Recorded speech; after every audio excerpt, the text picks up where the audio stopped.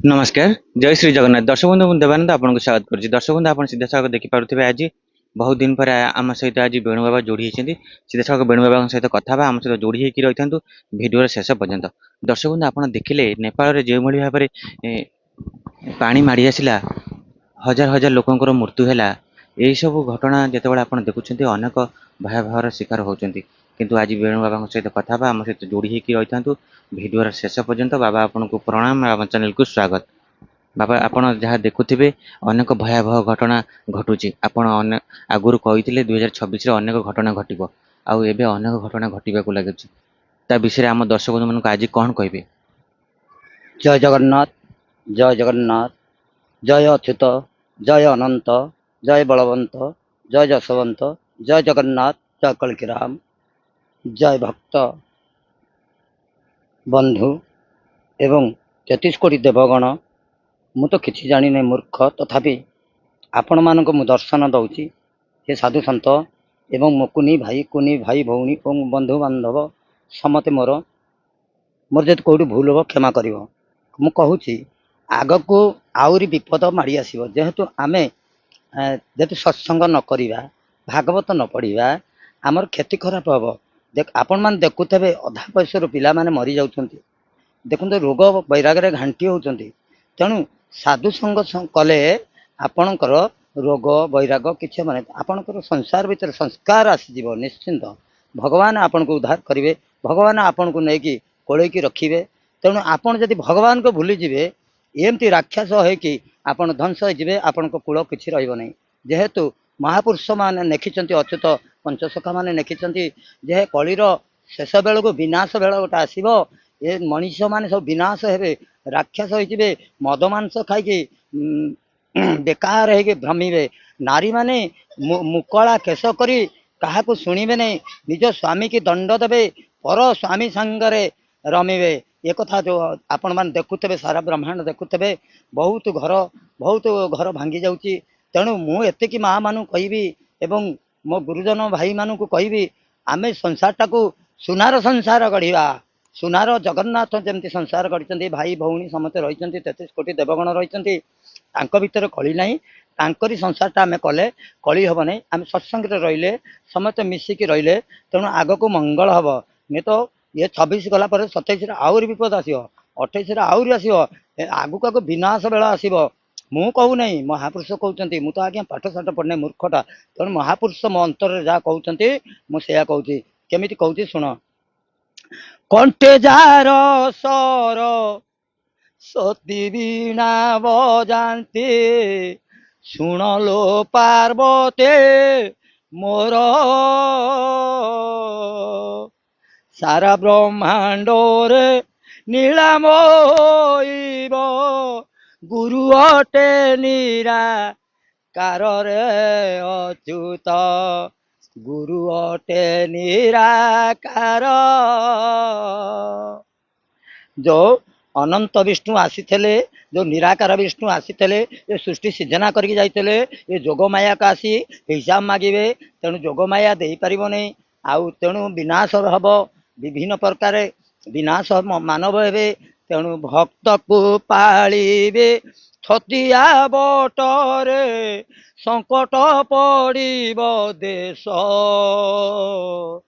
କଳ୍କିବେ ସେ ମେଷ ସଂହାରିବେ ପ୍ରଭୁ, ଏ ପାପି ହୋଇବେ ରେ ଶେଷ।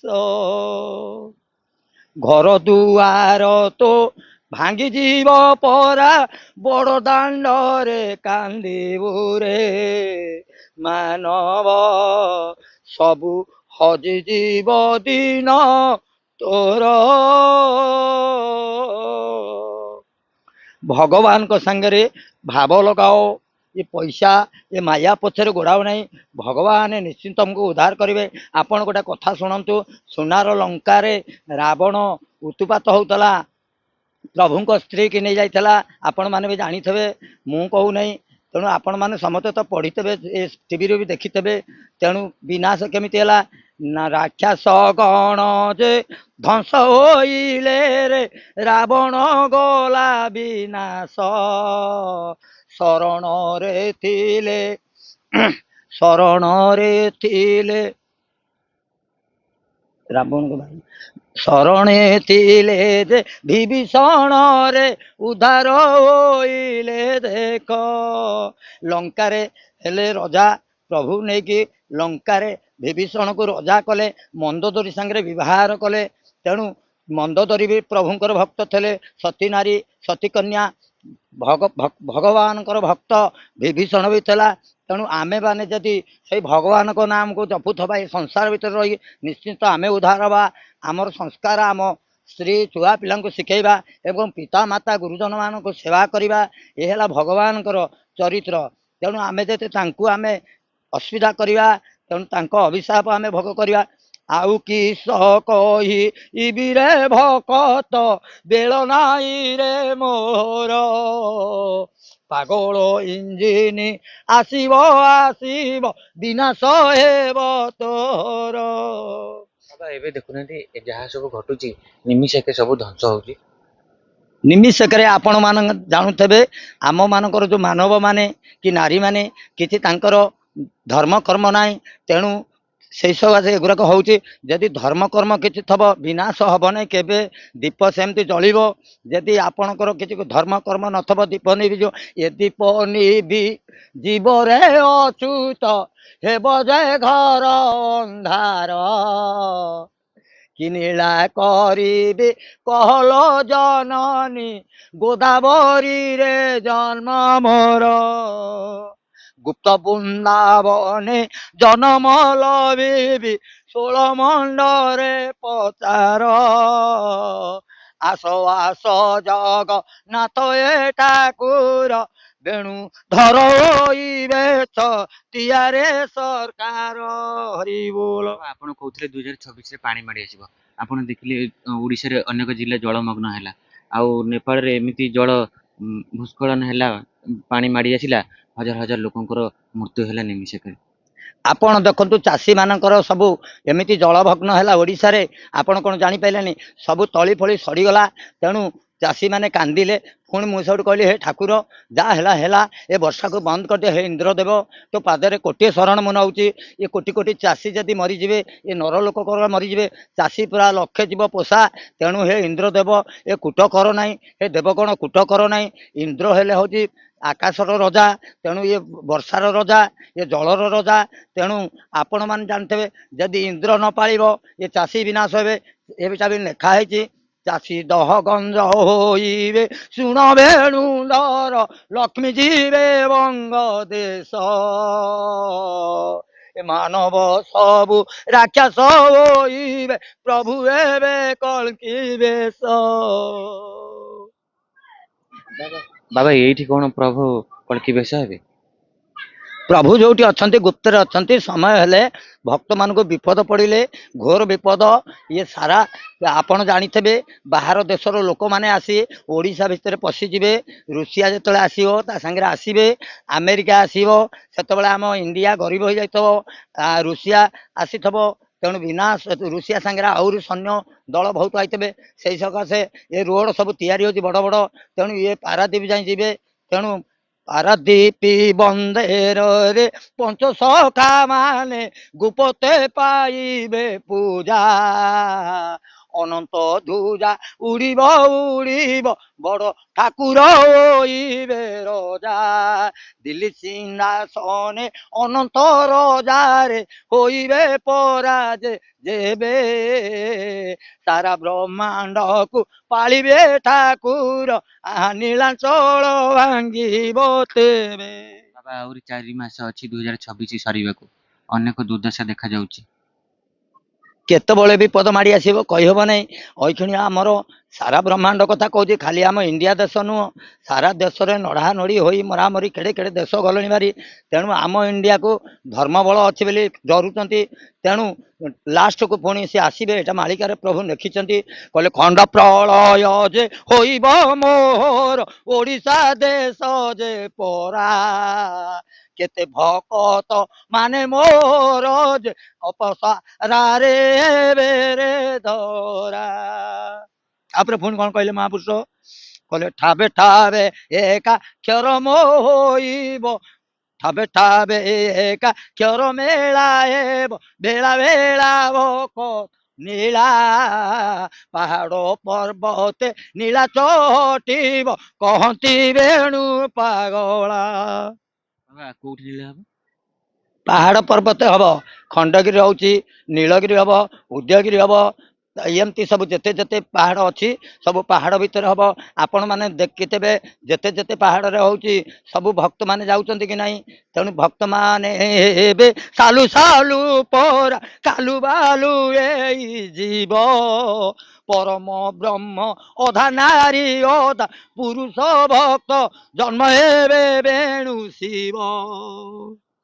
ତାଙ୍କ ନୀଳା ଅଗୋଚର ଏ ଅଚ୍ୟୁତ ଗୁପ୍ତ ବୃନ୍ଦାବନେ ଜନ୍ମ ତାର ଏକା ନୀଳା କର ଅନ୍ତିରେ ଅଚ୍ୟୁତ ଯୋଗ ମାୟାଙ୍କର ବର।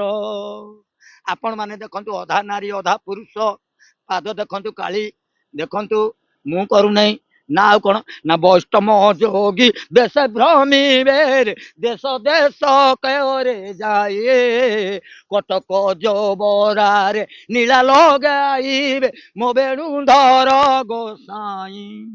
ଆପଣ ତ ବହି ପଢୁନାହାନ୍ତି, ଏତେ କଥା ଆସୁଛି କୋଉଠୁ? କଣ୍ଠେ ଯାର ସର ସତୀ ବୀଣା ବଜାନ୍ତି ସାରଳା ପଡ଼ନ୍ତି ପୋଥି ଜୀବ ଜିହାରେ ଯେ କାଳି ଯେ ବସନ୍ତି ଆଉ ମସ୍ତକେ ମୋରି ମୋତି। ବାବା କାହାର? ମୋର ମହର ଚନ୍ଦ୍ରିକା, ମସ୍ତକରେ ତୁଳସୀ, ଗଳାରେ ତୁଳସୀ, ଯୋଗୀ ବେଶ, ପାଦରେ ମା ଗଙ୍ଗା କାଳୀ। ବାବା ଆପଣ ଟିକେ ବି ସେ ମାଳିକା ବହିରୁ ଅଧ୍ୟୟନ କରିନାହାନ୍ତି, କିନ୍ତୁ ଯାହା ଆପଣଙ୍କୁ ବାଣୀ ଆସୁଛି ସବୁ ଶୂନ୍ୟରୁ। ଶୂନ୍ୟ ବାଣୀ ଗାଇବେ ଶୁଣ ରାମ ଦାସ ହେଲାଣି ବେଳ ନିକର ସାଧୁ ସନ୍ତ ପରା ନୀଳା କରିବେ ରେ ଭାଙ୍ଗିବ ଯେ ଘର ଘର। ଘର ଦ୍ୱାର ଭାଙ୍ଗିଯିବ, ଏ ଘର ମାନବ ଏମିତି ସବୁ ଘଟଣା ଆଗକୁ ଘଟିବ, ଘଟୁଛି ଏବେ। ଘଟୁଛି। କୋଟିପତି ସବୁ ଭିକାରୀ ହେବେ ରେ ମୋର କିସ ପ୍ରଭୁ ଗଲା ମୁଇଁ ପାଗଳ ବାଇଆ ହେ ପ୍ରଭୁ ମୁଁ ପରା ଅଚ୍ୟୁତ ଚେଲା। ଶରଦା ବାଲିରେ ନୀଳା କରିବେ ରେ ମୋ ଭକତ ବେଣୁଧର ନୀଳା ଚଟିବ ଖଣ୍ଡଗିରିରେ ଯେ ମୂଳ ସ୍ଥାନ ଅଟେ ମୋର ଲଲାଟ କେଶରୀ ଆଶ୍ରମ କରିଛି ଠିକଣା ବେଳକୁ ଦେଖ ଦେବ ସଭା ତଇଁ ହୋଇବ ପ୍ରଭୁଏ ରାମଚନ୍ଦ୍ର ମୋ ପୋଥି ଆଗ ତୁ ଲେଖ। ବାବା ଆପଣ ତ ପ୍ରସଙ୍ଗ ଛାଡି ଯାଉଛନ୍ତି। ବାବା ଆପଣ ଏତେ ଦିନ ହେଲାଣି କେଉଁଠି ଥିଲେ, ଆଉ ହଠାତ୍ କାହିଁ ସାମ୍ନାକୁ ଆସୁଛନ୍ତି? ପଦ୍ମବନ ମାଳେ 5 ମାସେ ଥିଲି ଉପାସ ଭୋକରେ ରହି ସବୁ ମୋର ଚୋରି କରି ନେଇ ଗଲେ ମାଡ଼ ମାରିଲେ ଗୋସାଇଁ।